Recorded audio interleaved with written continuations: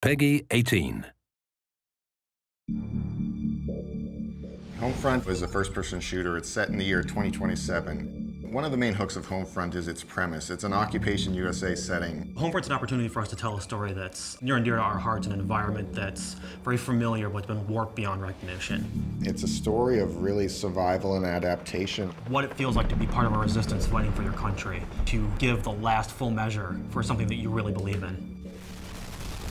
In a lot of other games, you blow into a place, a slum or something like that, and you kill 100 people, and at the end of the level, you jump into a helicopter and fly away. At the end of our levels, there's no helicopter. You have to stay and live with the things that you did.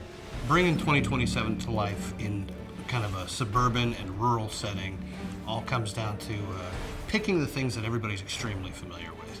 These buckets are now water collectors. The children's toys are still there, but they might just be repurposed for something else.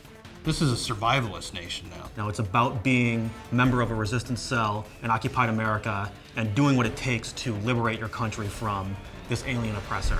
The idea for Homefront actually came from a few different angles, really. One of them was Red Dawn. I watched that, and that was very inspirational. John Milius is like a great American film creator. Apocalypse Now, Red Dawn, and Conan. He's just the type of guy that has this natural creative ability. He just knows when something's good. And he really brings 30 years of storytelling experience to us.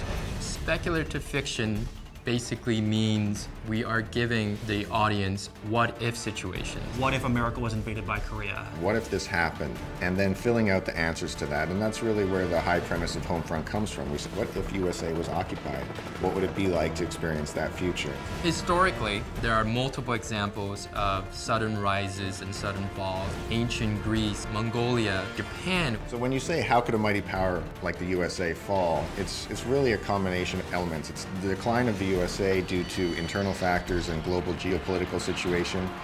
And there's a war in the Middle East. There's Saudi Arabia and Iran involved, and that disrupts oil supplies. And the rise of a new power. The United States' big weakness is their just-in-time economy. Your local supermarket has 3 days worth of stocks on the shelves. If something gets in the way and disrupts that, that's it for our country. Our country is on the razor's edge.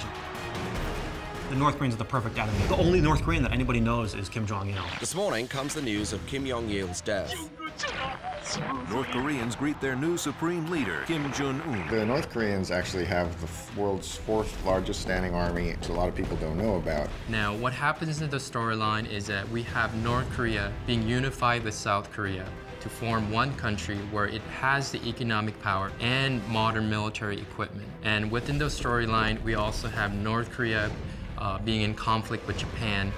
And training on American weapons and getting a lot of modern training and really building up a military from the other countries in the East Asia region. North Korea is able to invade the United States through its well-prepared military strikes. That involves a EMP strike.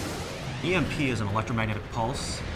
It sends out a particular type of energy that blankets the Earth, and what that does is it deactivates modern electronics. You see things that aren't supposed to be happening. This little town main street, and it's got mom and pa shops and bakeries and banks, but there's soldiers and there's barbed wire. And that's kind of the genesis of where this phrase, the familiar has become alien, has come from. We want to show America, but twisted. War in the back suburbs, war in the elementary school playgrounds, baseball fields, high schools. Golden Gate Bridge becomes a battlefield. That's pretty darn alien, if you ask me. It takes seeing an enemy hurting innocent people in front of you to make you understand why you're doing the things that you're doing. This is your backyard. This is literally Homefront.